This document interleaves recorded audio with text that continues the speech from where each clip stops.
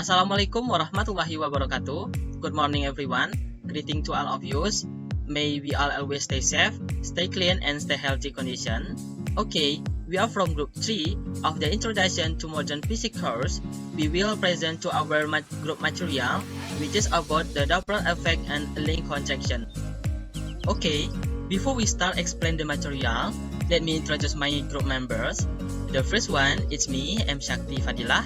My ID number is 19231030, and my partners Nabila Nasril, and the last one is Aisyah Dwi Ananda. Okay, in this meeting we will discuss 8 topics. The first of which is number 1, definition of Doppler shift or the Doppler effect atau definisi pergeseran Doppler. Next, history of Doppler shift atau sejarah pergeseran Doppler.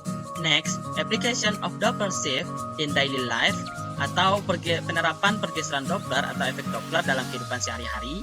Next, Doppler shift formulas and equation, the effect and uneffect by winds atau rumus dan persamaan pergeseran Doppler dipengaruhi dan tidak dipengaruhi oleh angin.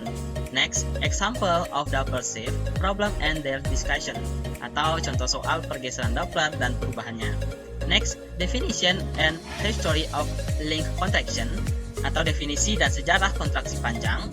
Next, the link contraction formula and equation atau rumus dan persamaan kontraksi panjang. And the last one, example of link contraction problem and their discussion atau contoh soal kontraksi panjang dan pembahasannya. Nah, sedikit pengenalan atau introduction terkait materi kita pada kali ini. Yang pertama adalah Doppler shift or Doppler effect is an event where the frequency of the wavefront source received by the detector change due to change in the position or movement of the detector relative to the wave source or vice versa. Maksudnya adalah pergeseran Doppler atau efek Doppler ini merupakan suatu peristiwa di mana frekuensi gelombang dari sumber yang diterima detektor berubah karena perubahan posisi dan pergerakan detektor relatif terhadap sumber gelombang atau sebaliknya. While a link contraction is a link of an object observed by an observer who moves against the object is smaller that observed by a person who has the rest of the object. Nah, sedangkan kontraksi panjang itu merupakan suatu benda, merupakan panjang dari suatu benda yang diamati oleh seorang pengamat yang bergerak terhadap benda tersebut, lebih kecil dari yang diamati oleh orang yang diam pada benda tersebut.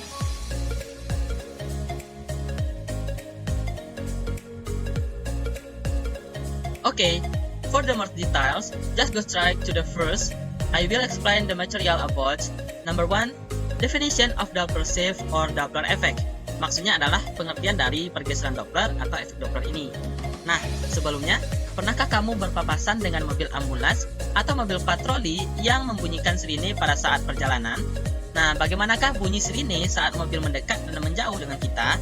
Nah, bunyi sirine itu akan semakin keras terdengar apabila kita bergerak saling mendekati, dan sebaliknya akan terdengar semakin melemah apabila kita bergerak saling menjauhi sirine tersebut.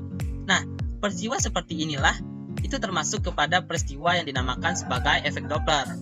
Nah, efek Doppler atau pergeseran Doppler itu merupakan suatu kejadian di mana frekuensi gelombang dari suatu sumber yang diterima oleh detektor atau pengamat itu mengalami perubahan akibat perubahan posisi atau pergerakan relatif antara detektor terhadap sumber gelombang ataupun sebaliknya.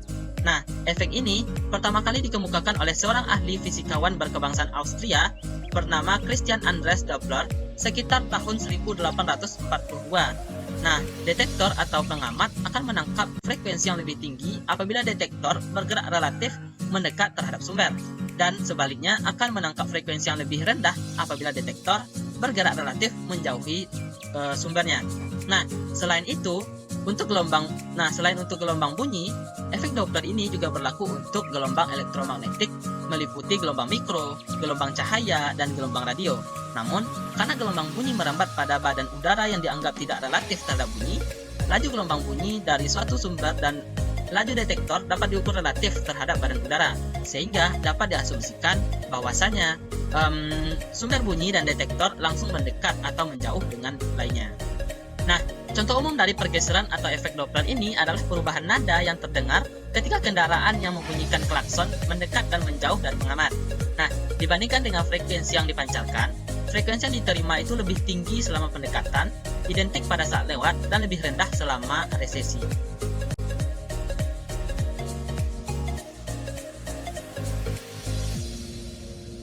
Okay, the next topic I will explain about the histories of Doppler shift or Doppler effect. Artinya adalah sejarah dari pergeseran Doppler atau efek Doppler. Nah, seperti yang dikutip dari A New Doppler Effect, Germany 2012, karya Florian Petrescu pada tahun 2012, efek Doppler ini pertama kali dikemukakan oleh seorang ilmuwan berkebangsaan Austria bernama Christian Anders Doppler sekitar tahun 1842 dalam risalahnya yang berbunyi For the fabric lead the Doppler strain and then Eniger and the Gestrin des Himmels. Maksudnya adalah pada cahaya berwarna bintang biner dan dan beberapa bintang lain di langit.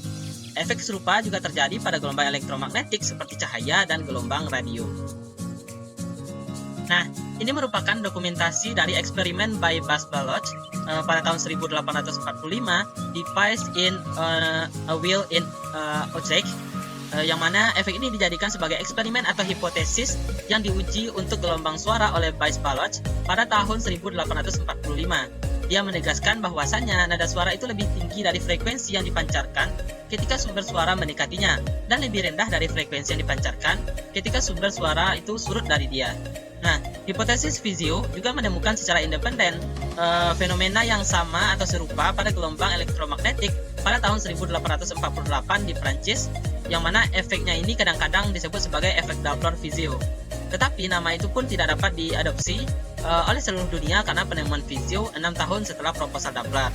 Di Inggris, Johann Scott Russell menemukan studi eksperimen efek Doppler ini pada tahun 1848.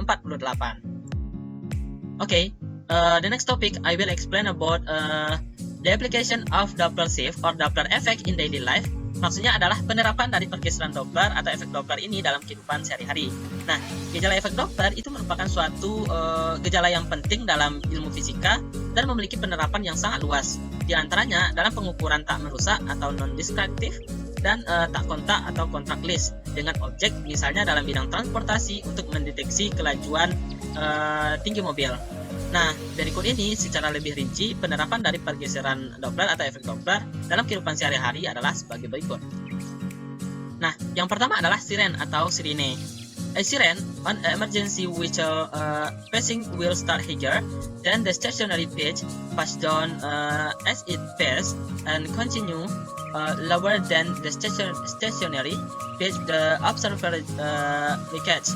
Astronomer Johann Dobson describe the effect as follows. Nah, sebuah sirine pada lewat kendaraan darurat itu akan mulai lebih tinggi daripada lapangan stasioner.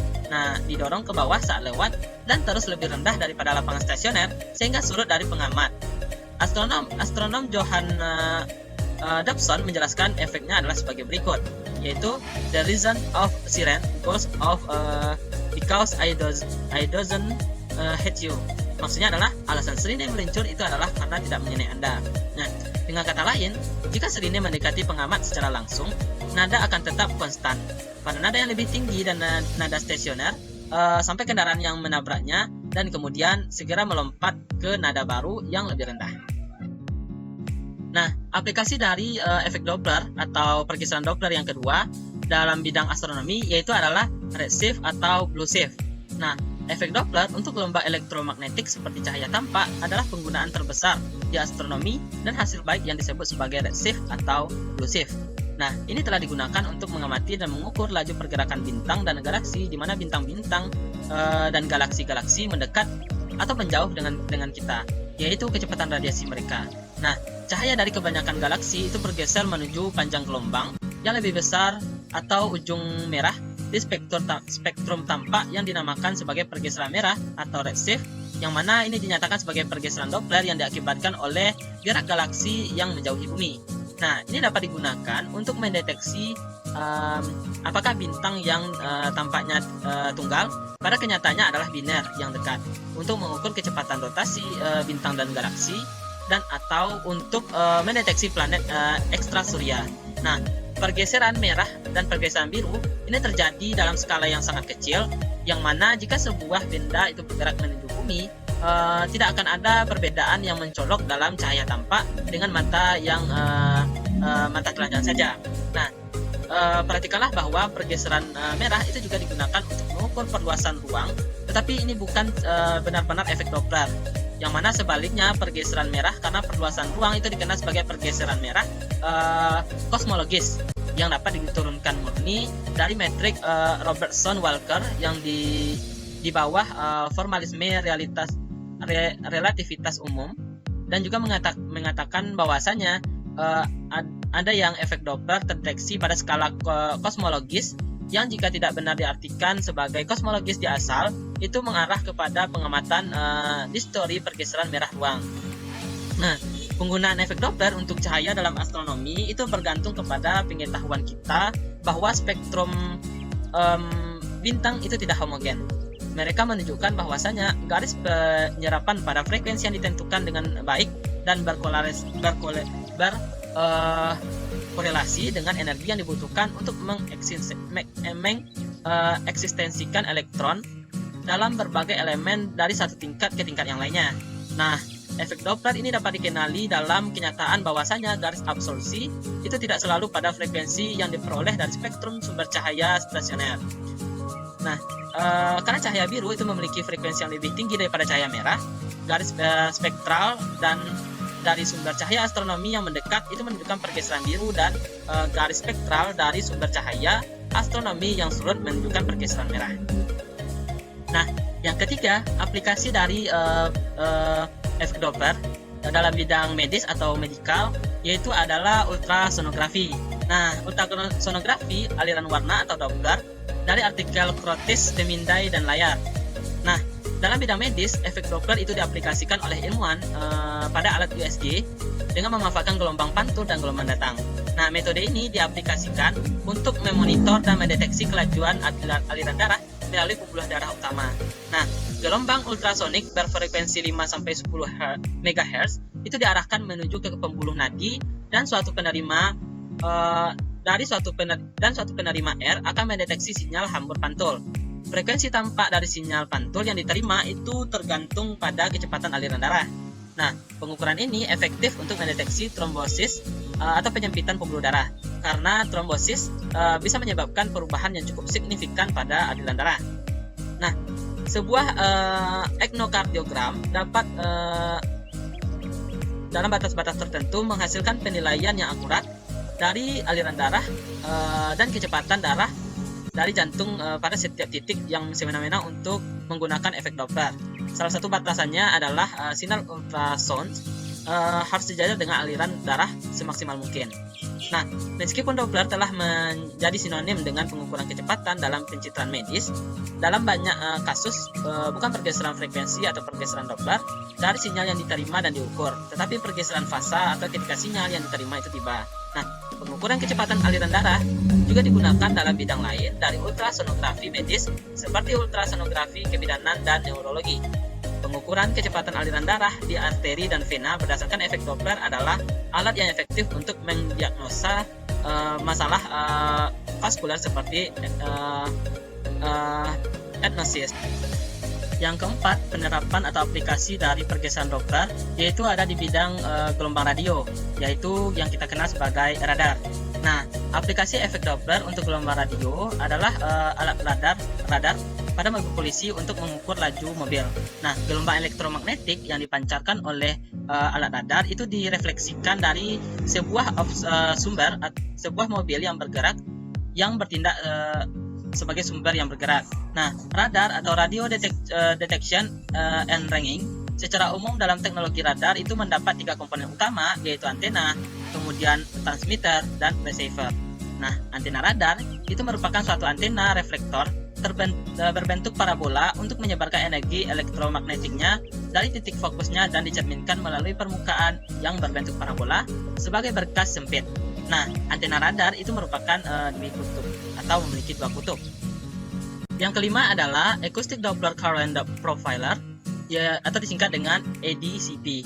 Nah, profiler arus Doppler akustik atau ADCP itu merupakan meteran hidroakustik yang mirip dengan sonar yang digunakan untuk mengukur kecepatan arus pada rentang kedalaman yang menggunakan efek Doppler dari gelombang suara yang tersebar kembali dari partikel-partikel di dalam kolam air. Nah, istilah ADCP itu merupakan istilah umum untuk semua profiler arus akustik, meskipun singkatannya itu berasal dari seri instrumen yang diperkenalkan oleh RD Instruments pada tahun 1980-an.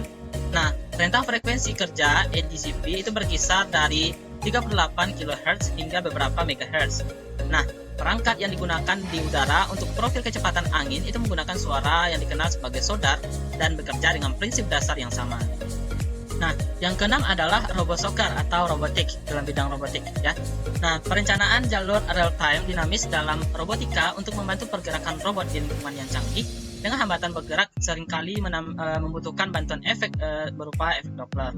Nah, aplikasi tersebut khusus digunakan untuk robotika kompetitif di mana lingkungan terus berubah seperti RoboSoccer. Selanjutnya, aplikasi yang ketujuh adalah satellite communication atau satelit komunikasi. Nah, Doppler juga perlu dikompensasikan dalam komunikasi satelit, ya. Satelit yang bergerak cepat itu dapat memiliki perkisaran Doppler puluhan kilohertz relatif terhadap stasiun bumi. Nah, kecepatan sehingga besarnya efek Doppler itu berubah karena kelengkungan bumi. Kompensasi Doppler yang dinamis, di mana frekuensi sinyal itu diubah secara progresif selama transmisi yang digunakan agar satelit menerima sinyal frekuensinya yang konstan.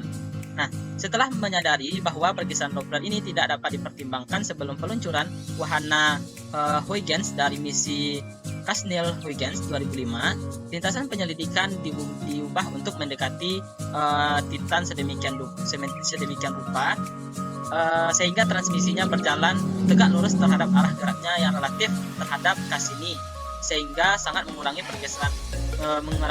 pergeseran Doppler. Nah, selanjutnya yang kedelapan, penerapan dari pergeseran Doppler ini adalah Laser Doppler Velocimeter atau LDV dan Acoustic Doppler Velocimeter atau ADV, yang mana itu dalam pengukuran aliran, yaitu adalah Laser Doppler Velocimeter atau LDV dan Acoustic Doppler Velocimeter atau ADV. Nah, instrumen seperti Laser Doppler Velocimeter atau LDV dan Acoustic Doppler Velocimeter ADV yang telah dikembangkan untuk mengukur kecepatan dalam aliran fluida.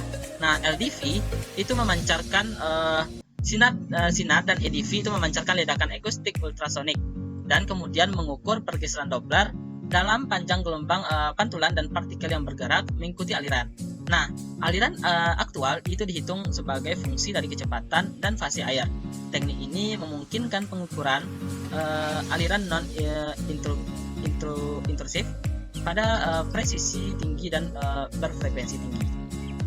Nah, selanjutnya ini adalah aplikasi yang ke-9, yaitu adalah Ultrasonic Doppler Velocimeter atau UDV dalam bidang pengukuran profil kecepatan. Nah, awalnya itu dikembangkan untuk pengukuran kecepatan dalam aplikasi medis atau aliran darah. Nah, Ultrasonic Doppler Velocimeter itu dapat mengukur profil kecepatan lengkap terhadap waktu yang nyata dan hampir semua cairan yang mengandung partikel dalam suspensi seperti debu, kemudian gelembung gas, dan emulsi. Nah, aliran darah itu dapat berdenyut, berosilasi, laminar dan turbulen, stasioner dan transient. Nah, teknik ini sepenuhnya bersifat non-invasif. Nah, aplikasi yang ke-10 dalam bidang audio yaitu adalah The Laser Speaker. The Laser Speaker itu paling sering dikaitkan dengan dan terutama digunakan dengan yang terkenal dengan nama Hammonds, yang mana mengambil keuntungan dari efek Doppler dengan menggunakan motor listrik untuk memutar tanduk akustik sehingga pengeras suara dapat mengirimkan suara di lingkaran. Nah, ini menghasilkan frekuensi nada keyboard yang berfluktuasi dengan cepat di telinga pendengar. Nah, yang ke-11 ini adalah penerapan efek Doppler dalam pengukuran getaran, yaitu adalah Vibrometer Laser Doppler atau LDV. Nah, sebuah vibrometer laser Doppler atau LDV itu merupakan instrumen non-kontak untuk mengukur getaran. Nah, sinar laser dari LDV itu diarahkan kepada permukaan yang diinginkan, dan amplitudo getaran dan frekuensi itu diekstraksi dari pergeseran Doppler yang mana frekuensi dari sinar laser itu karena gerakan permukaan.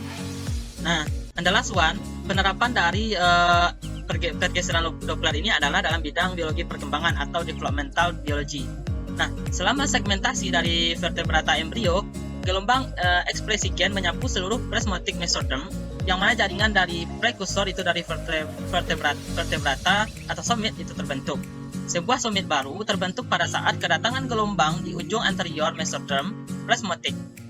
Kemudian pada ikan dan zebra telah ditunjukkan bahwasanya pemendekan mesoderm presmotic selama segmentasi itu menyebabkan efek Doppler saat ujung anterior jaringan bergerak ke dalam gelombang. Nah, efek Doppler ini berkontribusi pada periode segmentasi. Nah, demikianlah dari saya. Kemudian the next topic will be explained by my partner, namely Nabila Nasril. Hello, I'm Nabila Nasril. In this fourth part, I will explain about Doppler's formula and equation be affected and unaffected by wind. Okay, the first we will discuss in this part is the Doppler effect is affected by the wind. Jadi yang akan kita bahas pertama di part ini adalah efek Doppler yang dipengaruhi oleh angin. Nah, ini adalah rumus yang digunakan untuk ketika kita mengerjakan soal tentang efek Doppler yang dipengaruhi oleh angin. Nah, FR atau FR ini dia sebagai frequency of the observer atau frekuensi si pendengar atau pengamat. Nah, untuk si FS ini adalah frekuensi oleh si sumber atau the source frequency. Nah, V di sini adalah the wave speed atau cepat rambat gelombangnya. Nah, VA ini adalah kecepatan angin atau the wind speed. Nah, di sini kan ada tanda plus and minusnya ya kan. Nah, is plus sign if the direction is from the source of the listener, atau maksudnya dia akan bertanda tambah atau tanda positif jika arah angin itu dia dari si sumber ke si listener atau si pendengar. Jadi, nah FA kan di sini tanda FA digambarkan. Nah, untuk dia bertanda positif berarti dia arahnya itu tuh dari si source, dari si sumber ke si listener atau si pendengar, si receivernya, observernya. Nah, is minus or negative sign is if the wind direction is from the listener to the source. Jadi, kalau dia bertanda negatif atau tanda kurang nanti yang dipakai ketika arah anginnya itu si VA ini dia dari si pendengar atau si pengamat ke arah si sumber, ke arah sumber suara itu untuk penggunaan tanda di rumus untuk si VA-nya. Nah, VR atau the speed of the observer atau receiver relative to the medium, berarti kecepatan si pendengar atau si pengamat. Nah, is positive sign if the source is moving away from the observer. Jadi, dia akan bertanda positif atau tanda tambah digunakannya nanti jika si sumber suara itu dia moving away, menjauh from the observer, menjauh dari si observernya, si pengamatnya atau si pendengarnya. Nah, is negative or minus sign if the source is approaching the observer. Jadi, dia akan digunakan tanda negatif atau tanda kurang nanti di rumusnya jika the source, si sumbernya itu approaching the observer, mendekati si pendengar. Jadinya FR di sini nggak ada FR ya. Jadi kalau untuk dia akan menggunakan tanda tambah atau positif, bernilai positif jika ketika si sumber suara ini dia moving away, menjauhi, berarti dia pergi menjauh dari si listener, receiver, observernya, dari si pendengarnya. Nah, dia akan bernilai negatif atau menggunakan tanda kurang nanti di rumus if the source, si sumber, jika si sumber ini mendekati si listenernya atau pendengarnya, receivernya, si pengamatnya. Nah, itu untuk si VR-nya. Nah, untuk si VS lagi ya. VS ini adalah the velocity of the wave source relative to the medium. Jadi si VS ini dia merupakan kecepatan si source, si sumber suaranya itu. Nah, si VS ini dia akan bernilai negatif positif atau akan menggunakan tanda positif tambah nantinya di rumus if the observer approaches the source of the wave or sound. Jadi jika si observernya itu, si pengamatnya tadi tuh mendekati sumber suara atau sumber gelombangnya. Jadi FS ini dia akan bernilai positif atau akan digunakan tanda tambah nanti di rumusnya jika si observernya itu mendekati a process to source wave or sound, mendekati si sumber suara atau sumber gelombang suaranya. Nah, is negative or minus sign if the observer move away from the source of the wave or sound. Jadi si kecepatan sumber ini akan bernilai negatif atau akan bertanda kurang nanti di rumusnya if the observer jika si observer ini, si listener ini dia move away, dia akan ketika dia menjauh dari sumber suara atau sumber gelombang suaranya ini, dia akan bertanda negatif kurang atau bernilai negatif. Nah, itu dia. Nah, kalau tadi the wave speed kecepatan gelombang rangkap gelombangnya. Jadi ini adalah rumus untuk the Doppler effect is affected by the wind, atau rumus untuk digunakan ketika kita mencari efek Doppler yang dipengaruhi oleh angin. Okay, next, the second is the Doppler effect is not affected by wind. Jadi yang kedua ini adalah efek Doppler yang tidak dipengaruhi oleh angin. Nah, ini adalah rumusnya. Dia rumusnya hampir sama kayak yang tadi, pakai tanda plus minus juga, cuma beda di sini dia nggak ada kecepatan anginnya, VA-nya. Jadi cuma ada FR-nya, frekuensi receiver-nya, ada kecepatan gelombangnya V, ada kecepatan receiver-nya, habis itu kecepatan source-nya dan frekuensi source-nya. Nah, di sini untuk keterangan dari dari rumus ini yang membedakan untuk penggunaan plus minusnya itu nanti dia kebalikan dari baik itu CVR dan CVS-nya itu dia berkebalikan sama si rumus yang ada di Doppler effect affected by wind tadi. Nah, kalau yang dipengaruhi angin tadi, si VR-nya itu dia akan bertanda negatif atau akan digunakan tanda kurang kalau dia source is approaching the observer. Tapi kalau di not affected by wind ini dia akan bertanda positif jika si source-nya, si pendengarnya itu, si sumbernya itu mendekati si observer, kebalikannya. Begitu juga dengan tanda negatifnya, is formula negative sign if the source is moving away from the observer-nya. Jadi dia akan bertanda negatif untuk si kecepatan receiver-nya itu jika si source-nya ini moving away from the observer, dia menjauhi si pendengar, si receiver observer-nya ini. Nah, itu juga untuk si VS-nya ini, untuk kecepatan si source-nya, kecepatan si sumbernya. Dia akan bertanda positif, is formula akan menggunakan positive or plus sign if the observer moves away from the source of the wave sound or sound.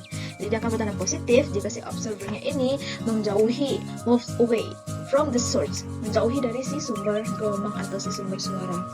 Dia akan tanda positif. Sama kayak tadi kan dia berkebalikan, VR berkebalikan sama si VR-nya si affected by the wind. Nah, di sini si VS-nya juga berkebalikan dengan si VS-nya si affected by the wind. Nah, si VS dia akan negative sign if the observer approaches the source of the wave or sound. Dia akan bertanda akan menggunakan tanda kurang or bernilai negatif if the observer, si observernya, si receivernya, pendengarnya, pengamatnya mendekati approaches the source, mendekati si sumber suara. Nah, kalau V itu sama kayak tadi, the wave speed, kecepatan rangkap gelombangnya. FR itu frequency of the observer or receiver, dan FS-nya itu the source frequency atau frekuensi si sumbernya. Jadi penggunaan tanda tambahan kurangnya itu plus minusnya itu dia saling berkebalikan antara si not affected by wind and affected by the wind untuk si Doppler effect. Okay, after we discuss the formula and equations of the Doppler effect is affected and unaffected by wind, now we will cover examples of Doppler shift problems and their discussions. Okay, the first problems in this discussion of Doppler shift. An ambulance traveling at 72 km per hour sounds a siren with a frequency of 1050 Hz. A motorcyclist is moving away from each other at 36 km per hour, while the wind is moving at 10 meters per second. The speed of sound in air at that time was 340 meters per second. Determine the frequency of the sound heard by the motorcyclist if the wind speed is in the same direction as the ambulance. Jadi di sini ada ada ambulans yang bergerak dengan kecepatan 72 km per jam yang membunyikan sirine dengan frekuensi 1050 Hz. Lalu ada juga pengendara motor. Pengendara motor ini dia bergerak saling menjauhi. Jadi dia antara si motorcycle ini dengan si ambulans itu saling bergerak menjauhi gitu kan. Kayak gini ya. Dengan kecepatan 36 km per jam. Sementara itu ada angin bergerak dengan kecepatan angin itu dia 10 meter per sekon. Nah, kecepatan si bunyi di udara itu adalah dengan kecepatan 340 meter per sekon. Nah, tentukan frekuensi suara yang didengar oleh si motorcyclist jika kecepatan anginnya itu sama arahnya dengan si ambulans. Jadi, yang diketahui di sini itu adalah frekuensi sumber itu adalah 1050 Hz, ya kan? Besok kecepatan si ambulans itu 72 km per jam. Dia diubah ke meter per sekon itu karena teman-teman yang lainnya pada meter per sekon. Jadi kita nanti hasil pakai meter per sekon satuannya untuk kecepatan. Habis itu yang diketahui lagi FVR itu kecepatan si receivernya, itu si motorcyclistnya itu 36 km per jam. Sementara itu untuk yang 10 meter per sekon ini adalah kecepatan angin atau VA. Habis itu yang 340 meter per sekon ini adalah cepat rambat gelombang, itu milik si suara, itu tuh di angin berapa kecepatannya, itu 340 meter per sekon, namakan dengan V. Jadi yang ditanya apa? Yang ditanya itu adalah frekuensi suara yang didengar oleh si motorcyclistnya atau si lambangnya itu FR. Jadi cara mengerjakannya, karena angin searah dengan arah angin si ambulans, the wind direction is the direction of the ambulance, dan kecepatan si sound ini, kecepatan suara ini di udara selalu dari sumber ke si listener, to the listener. Jadi the direction of the propagation itu adalah kecepatan rambat gelombangnya. Nah, karena moving wind is not neglected. Jadi karena si angin ini gerak angin ini tidak diabaikan, berarti itu tandanya kita menggunakan Doppler effect is affected by wind yang dipengaruhi oleh angin. Dan angin itu, kecepatan angin itu searah dengan ambulans, maka didapatkan persamaannya. Nah, ini dia persamaannya. Kenapa kok bisa kayak gini persamaannya? Nah, untuk si angin itu, kecepatan angin itu kita dapatkan dia bernilai negatif atau tanda kurang yang kita pakai itu karena si angin itu katanya tadi, mana angin? Angin itu kan searah dengan si ambulans, ya kan? Anggap ini problems ini sih. Anggap si problems ini angin. Habis itu anggap si ini si is known itu adalah si motorcycle-nya, kan. Angin itu katanya tadi searah dengan ambulans, berarti dia bergerak dari si pendengar ke si ambulans. Tadi pas kita bahas rumus di persamaan tadi, di formula tadi, VA, V-nya si kecepatannya si angin itu dia akan bernilai negatif atau akan pakai tanda kurang jika dia bergerak dari si pengamat ke si sumber, yang kan, maka tandanya jadi kurang. Setelah itu untuk si VR-nya itu kita gunakan tanda kurang, itu karena VR itu kan si receiver, si motorcyclist tadi kan, katanya dia bergerak saling menjauhi antara si motorcyclist ini dengan si ambulans ini, ya kan. Berarti tandanya pas dia bergerak itu kan kayak gini. Berarti kan dia bergerak menuju ke si sumber, baru dia menjauhi, kan saling menjauhi. Karena dia bergerak, si pendengar ini bergerak menuju ke si sumber, makanya kita menggunakan tanda kurang atau bernilai negatif dia. Nah, karena dia nilai negatif makanya dia dikurangkan. Habis itu untuk si VS-nya, si VS itu adalah kecepatannya si sumber, si ambulansnya. Kenapa dia tandanya tambah? Karena si ambulans ini karena dia kan tadi katanya saling menjauhi, ya kan. Berarti kan tandanya si sumbernya ini, si ambulansnya ini bergerak, dia pengamat mendekati, karena si pengamat ini tadi kan katanya saling menjauhi, berarti pengamat menuju ke sumber. Nah, di formula tadi kita persamaannya, kalau si pengamat menuju ke si arah sumber, maka tandanya kecepatan untuk si sumber itu bernilai positif, atau tanda yang digunakan itu adalah tambah. Nanti kalian tinggal masukin aja, kita jadikan dulu dari untuk si kecepatan ini kita samakan dulu semuanya satuannya, nanti baru dimasukkan dalam persamaan yang didapatkan. Nanti dapat jawabannya, frekuensi yang didengar oleh si pendengar atau si motorcyclist ini adalah 960 Hz. Mudah kan? Okay, the second problems. The sound source emits sound with a frequency of 500 Hz closer to the listener. The speed of the source of sound is 40 meters per second and the speed of the listener is 50 meters per second. If the speed of sound in ears is 340 meters per second, what is the frequency of the sound heard by the listener?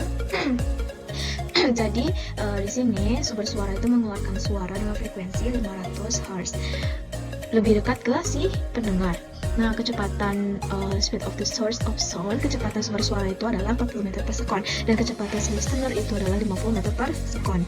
Jika cepat suara di udara itu adalah 340 meter per second, maka frekuensi suara yang didengar oleh listener itu berapa? Itu yang ditanya.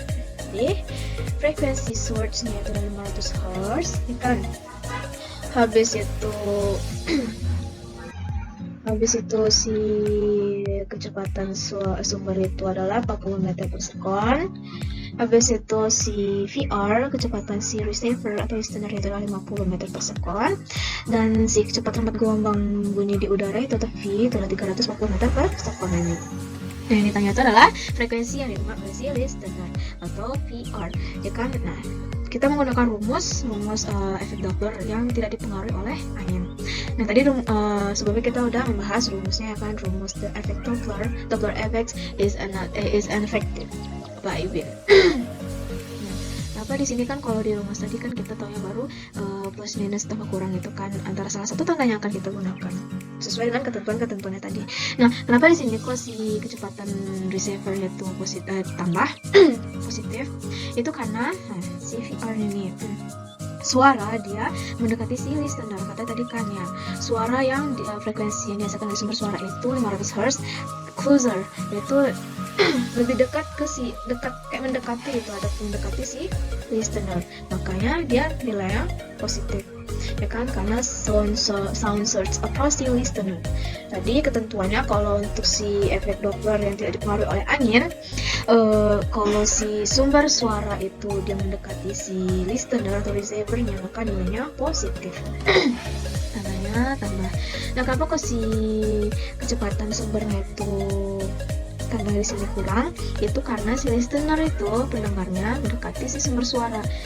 Kan tadi dekat dengan si listener, berarti dia mendekati si sumber suara gitu. Maka nilainya negatif. Sama kayak ketentuan itu, kalau si pendengar mendekati sumber suara, maka tandanya negatif. Tapi kalau si pendengar itu menjauhi sumber suara, maka tandanya positif. Nah, habis itu tinggal masukin aja lagi V-nya berapa, VR-nya berapa, kecepatan source-nya berapa, dikalikan dengan frekuensi sumbernya. Nanti didapatkan hasilnya 650 Hz. Nah, itulah contoh soal for Doppler effect is affected by wind and unaffected by wind. Okay, in the sixth part, we will discuss about definitions and history of length contractions. Okay, the first in this part we will discuss is definition of length contraction. An object moving close to the speed of light undergoes length contraction. Jadi, sebuah objek yang bergerak mendekati kecepatan cahaya itu disebut dengan si length contraction atau kontraksi panjang, penyusutan panjang. Nah, kalian bisa lihat animasi ini. Lihat perbedaannya antara kecepatannya dari 10% kecepatan cahaya dan kecepatannya itu adalah 80% dari kecepatan cahaya, dan 99% dan 99,9%. Nah, semakin dia mendekati kecepatan cahaya, dia akan mengalami penyusutan atau length contraction, penyusutan panjang, kontraksi panjang. Semakin dia mendekati kecepatan cahaya, berarti length contraction itu dia akan terjadi ketika di objek tersebut, benda tersebut bergerak mendekati kecepatan cahaya. Okay, jadi si length contraction usually only visible when approaching the speed of light, and length contraction itu are only seen in a direction that is parallel to the direction of motion of the object being observed. Jadi si length contraction ini atau kontraksi panjang ini biasanya hanya dapat dilihat ketika mendekati kecepatan cahaya. Seperti yang dilihat pada animasi sebelum tadi. kan ada 4 animasi tuh, semakin dia mendekati kecepatan geraknya itu mendekati kecepatan cahaya, maka makin terlihat kalau bahwa benda itu mengalami kontraksi panjang. Jadi kontraksi panjang atau penyusutan panjang itu dapat dilihat ketika mendekati kecepatannya itu dia mendekati kecepatan cahaya. So itu line contraction are only seen in direction that is parallel. Jadi si line contraction itu hanya dapat dilihat dari arah yang paralel dengan arah gerak benda yang diamati. Jadi kontraksi panjang itu kita dapat melihat itu secara sejajar dengan arah gerak yang hanya dapat dilihat dengan arah yang sejajar dengan arah gerak benda yang diamati itu. Ini misalnya geraknya gini objeknya. Jadi tandanya maksudnya sejajar dengan arah gerak yang mati itu kontraksi panjang itu tuh dapat dilihat secara sejajar dengan arah gerak benda yang diamati. Berarti tandanya ketika bisa gerak kayak gini, berarti nggak mungkin penyusutan itu kan kayak gini kan dari atas nggak sejajar dengan arah gerak benda yang diamati. Arah gerak benda yang diamati ke situ lurus kayak gini. Berarti tandanya penyusutannya itu tuh sejajar dengan si arahnya itu. Berarti gini dia makin nampak pendek gitu ya kan, bukan nampak lurus kayak gitu kontraksi panjangnya. Makanya line contraction are only seen in direction that is parallel to the direction of motion of the object being observed. Itu adalah definisi dari si ketentuannya si line contraction itu. Kenapa, kapan, dan ketika kayak apa kontraksi panjang itu terjadi dan kapan bisa diamati, seperti apa keadaannya dapat teramati si line contraction itu, penyusutan panjang itu. Okay, now we will discuss about history of line contraction.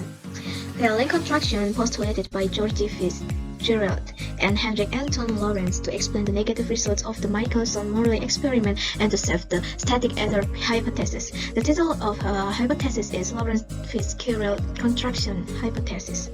Jadi, line contraction atau penyusutan panjang, kontraksi panjang ini dipostulasikan atau didalilkan oleh si George Fitzgerald and Hendrik Anton Lorentz. Nah, ini adalah Mr. George Fitzgerald and ini Mr. Hendrik Anton Lorentz.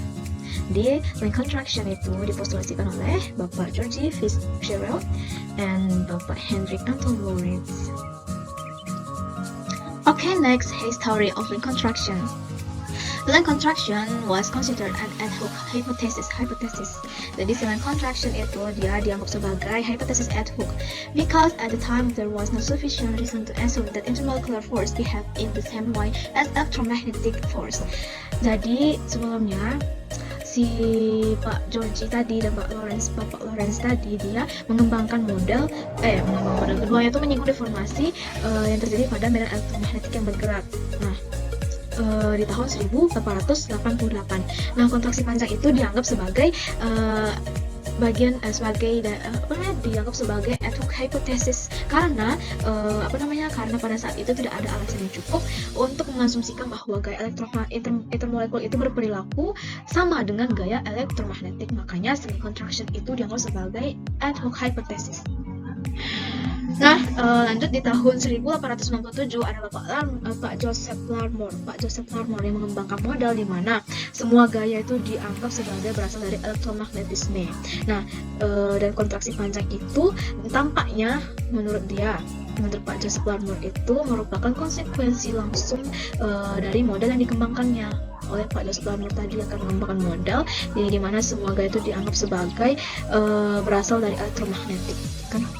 Nah, tapi, however, in 1905, Mr. Henry Poincare introduced another ad hoc hypothesis, a non-electric binding force, that is Poincare voltage, to ensure electron stability, provide a dynamic explanation of the long contraction, and hide the motion of the static ether. Tapi ternyata di tahun 1905 Pak Henry Poincare dia menunjukkan bahwa gaya elektromagnetik saja tidak bisa menjelaskan kestabilan elektron, makanya dia menjelaskan another ad hoc hypothesis. Jadi memperkenalkan hipotesis ad hoc lainnya.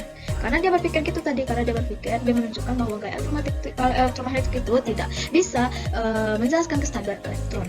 Yang tadi model yang dikembangkan oleh Pak Joseph Larmor dan Pak George dan Pak Lorentz tadi, dia bilang kayak gitu. Makanya dia memperkenalkan another ad hoc hypothesis itu ada gaya pengikat non listrik yang disebut disebut dengan tegangan Poincare. Tegangan Poincare untuk memastikan kestabilan elektron, memberikan penjelasan dinamis mengenai kontraksi panjang dan menyembunyikan gerakan ether statis. Itulah si Mr. Henry Poincare. But in 1905, Albert Einstein removed the ad hoc nature of the contraction hypothesis. Nah, di tahun 1905, Pak Albert Einstein menjadi orang pertama yang menghapus sepenuhnya sifat ad hoc dari hipotesis kontraksi. Pak Albert Einstein menjadi orang pertama yang menghapus seluruhnya sifat ad hoc itu dari hipotesis kontraksi. Nah, kenapa Pak Albert Einstein itu menghapus sifat ad hoc dari hipotesis kontraksi? Dia itu karena setelah itu dia juga mendemonstrasikan by demonstrating that this contraction does not require movement through the ether as previously taught, but can be explained using special relativity, which changes our view of space, time, and simultaneity. Einstein's view were further elucidated by Hermann Minkowski. Nanti penjelasan dari Pak Einstein itu dijelaskan oleh Bapak Hermann Minkowski, who demonstrated a geometric interpretation of all relativistic effects by introducing his concept of four-dimensional space-time. Nah, jadi Pak Albert Einstein kan tadi jadi orang pertama yang menghapus sepenuhnya sifat ad hoc dalam hipotesis kontraksi. Nah, setelah itu dia mendemonstrasikan bahwa kontraksi ini tidak memerlukan gerakan melalui ether sebagaimana yang sebelumnya diduga. Tadi kan kalau di Henry Poincare tadi dia sudah menyembunyikan gerakan ether, ya kan, menjelaskan dinamis mengenai kontraksi panjang dan menyembunyikan gerakan ether statis. Masih ada berkaitan dengan ether. Tapi kalau Pak Albert Einstein ini dia tidak katanya si kontraksi ini dia tidak memerlukan gerakan melalui ether. Nah, melainkan bisa dijelaskan menggunakan relativitas khusus. Maka istilah contraction itu masuk ke dalam materi relativitas khusus yang mengubah pandangan kita mengenai ruang, waktu, dan simultaneity. Pandangan Einstein itu nanti dijelaskan lebih lanjut oleh Bapak Hermann Minkowski. Minkowski yang mendemonstrasikan interpretasi geometris dari semua efek relativistik dengan memperkenalkan konsep ruang dan waktu 4 dimensinya. Nah, itulah sejarah dari si line contraction, pengarutan panjang atau penyusutan panjang. Dari yang pertama didalilkan oleh Bapak Georgi dan Bapak Lorentz, setelah itu dianggap sebagai bagian dari ad hoc hypothesis. Setelah itu dikembangkan lagi oleh Bapak Joseph Larmor in 1897. Katanya dia masuk ke dalam bagian elektromagnetik, namun ternyata di tahun 1905 dianggap tidak dapat dibuktikan oleh Pak Henry Poincare. Lalu dia memperkenalkan ad hoc hypothesis olehnya. Setelah itu akhirnya di tahun yang sama, di tahun 1905 oleh Albert Einstein dihapuslah hipotesis ad hoc and contraction hypothesis. Di dalam hipotesis kontraksi itu dihapuslah sifat ad hoc itu. Lalu Pak Albert Einstein mendemonstrasikan lagi tentang contraction, tentang kontraksi panjang, bahwasanya kontraksi panjang itu dia tidak ada memerlukan gerakan ether, tapi dia masuk dalam bagian dapat dijelaskan dengan menggunakan relativitas khusus. Dan lebih lanjutnya lagi dikembangkan oleh Bapak Hermann Minkowski yang mendemonstrasikan interpretasi geometris dari semua efek relativistik dengan memperkenalkan konsep ruang, waktu, dan 4 dimensinya. Nah, itu adalah history atau sejarah of line contraction.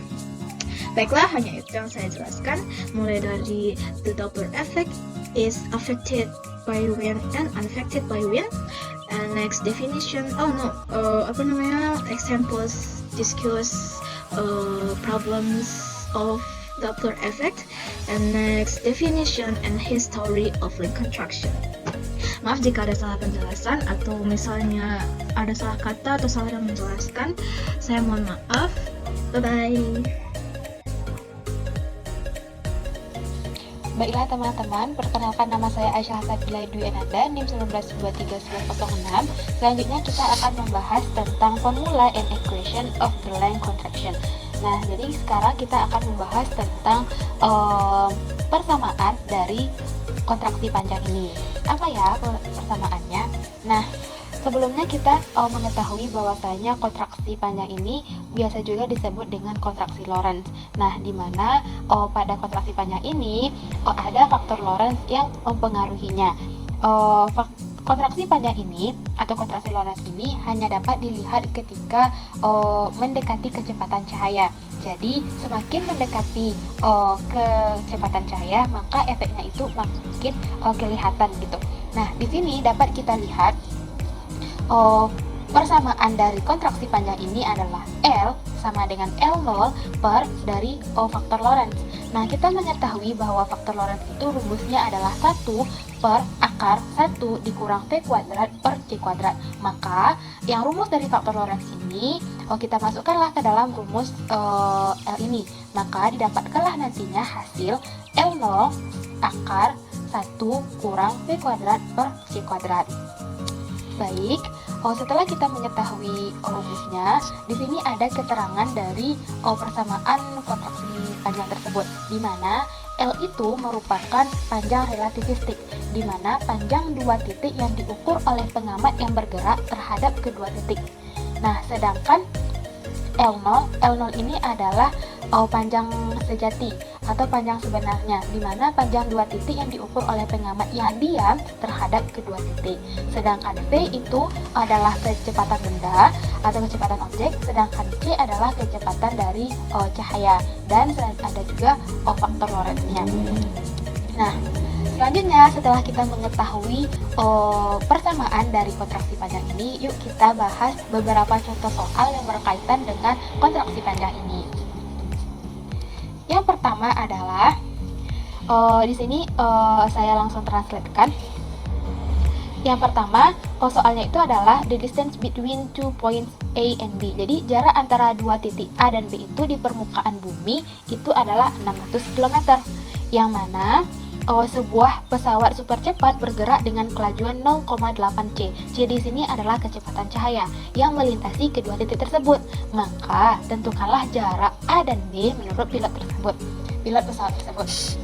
Nah, di sini kita mengetahui apa yang diketahui dari soal, yaitu adalah jarak A dan B di permukaan bumi. Berarti itu adalah L0-nya, jarak sebenarnya, yaitu 600 km. Nah, yang selanjutnya diketahui bahwasanya dia bergerak dengan kecepatan 0,8 C. Berarti kecepatan benda itu adalah 0,8 dari kecepatan cahaya. Yang ditanyanya adalah jarak A dan B menurut pilot pesawat. Berarti itu adalah L yang ditanyanya. Maka kita telah mengetahui apa yang diketahui dari soal tersebut, maka kita jawablah permasalahan ini gitu. Kita masukkan ke dalam persamaan yang telah kita ketahui bahwa L sama dengan L0 akar 1 dikurang V kuadrat per C kuadrat.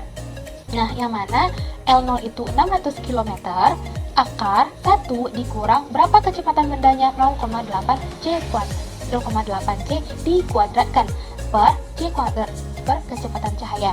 Maka L itu 600 km per akar 1 dikurang 0,64. Nah, 1 dikurang 0,64 ini kan 0,36. Maka nanti diakarkan mendapatkan hasilnya 0,6. Berarti L-nya itu sama dengan 600 km dikali dengan 0,6, nanti didapatkanlah hasilnya 360 km. Berarti jarak antara A dan B menurut pilot pesawat itu adalah 360 km. Nah, selanjutnya kita akan membahas soal yang nomor 2, yang mana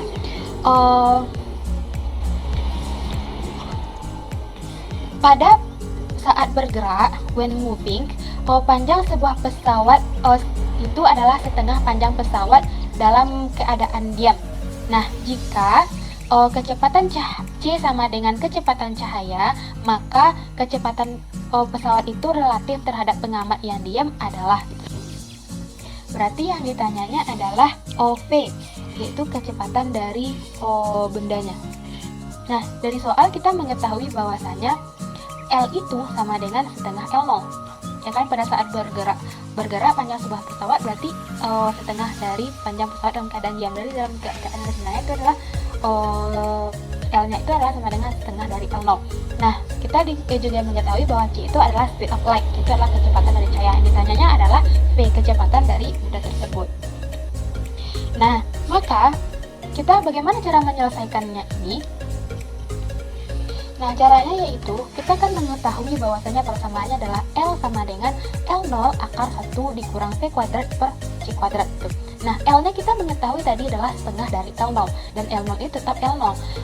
Akar dari 1 dikurang V kuadratnya kan tidak diketahui, maka tetap dibuat V kuadrat per C kuadrat.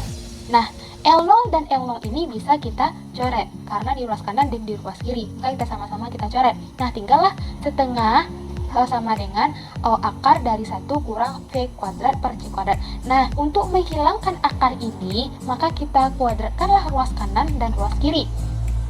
Kita kuadratkan dan hasilnya ini kan setengah itu 0,5. Jika kita kuadratkan itu menjadi 0,25.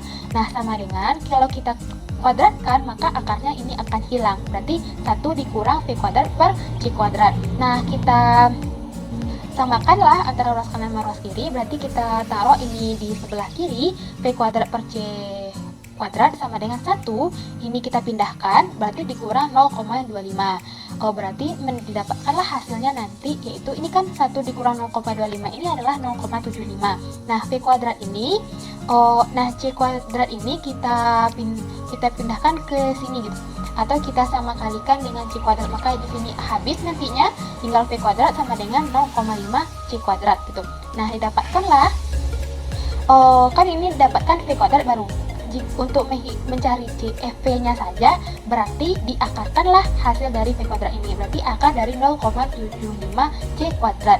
Nah, kita mengetahui bahwa 0,75 itu merupakan perkalian dari 0,25 dikali dengan 3. 0,25 itu akarnya adalah 0,5 dan dikali 3 berarti akar 3. Berarti kecepatannya adalah 0,5 akar 3 dari kecepatan cahaya. Gitu. Selanjutnya, nah, untuk soal selanjutnya, benda bergerak dengan kecepatan 0,6 C dengan arah sesuai dengan panjang benda. Nah, bagi pengamat yang diam, itu terlihat panjang benda mengalami penyusutan sebesar berapa dalam persentasenya. Di sini kita mengetahui bahwa yang hanya diketahui adalah kecepatan dari benda tersebut. Kecepatan benda itu bergerak itu 0,6 C. Nah, yang ditanyanya adalah persentase penyusutannya berapa gitu kan. Nah, di sini dapat kita ketahui. Nah, kita masukkan ke dalam rumus. Yang diketahui kan hanya V, maka kita masukkanlah V-nya di sini. Dan nanti jika telah kita selesaikan maka didapatkanlah L-nya itu adalah sama dengan 0,8 L0. Nah, untuk besar penyusutannya itu nanti kita dapatkan L0 panjang awalnya itu dikurang dengan 0,8 L0 panjang relativitasnya, maka dapatkan hasilnya nanti 0,2 L0. Itu besar dari penyusutannya. Nah, yang ditanyakan persentase penyusutannya, berarti 0,2 ini dikali dengan 100%, maka didapatkanlah hasilnya nanti 20%. Oke. Soal selanjutnya.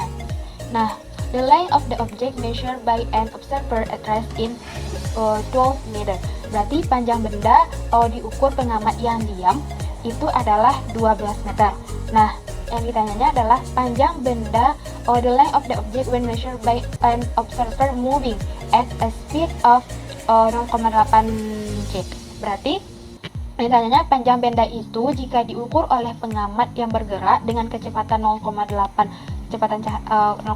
c ini terhadap benda berapa gitu yang ditanyanya. Nah, di sini dapat kita ketahui bahwasanya kan panjang mula-mulanya itu adalah 12 meter.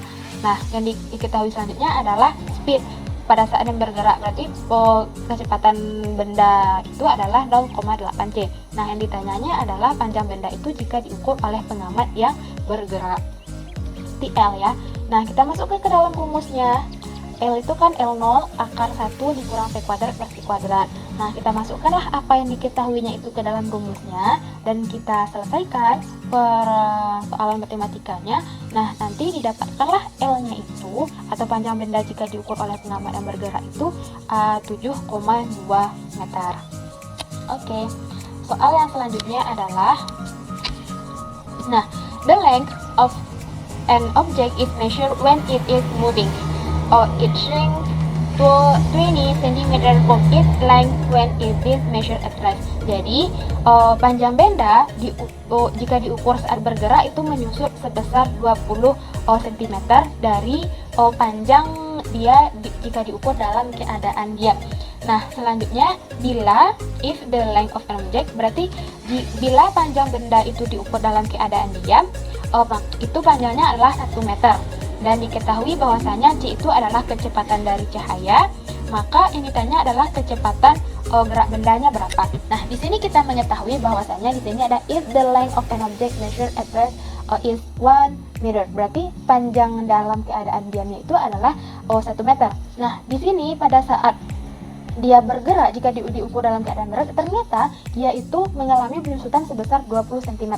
Nah, kita samakanlah satuannya, 20 cm ini kita jadikan meter, berarti 0,2 meter. Nah, di sini berarti L-nya itu adalah 1 meter dikurang dari penyusutannya 0,2 meter, berarti didapatkan adalah 0,8 meter.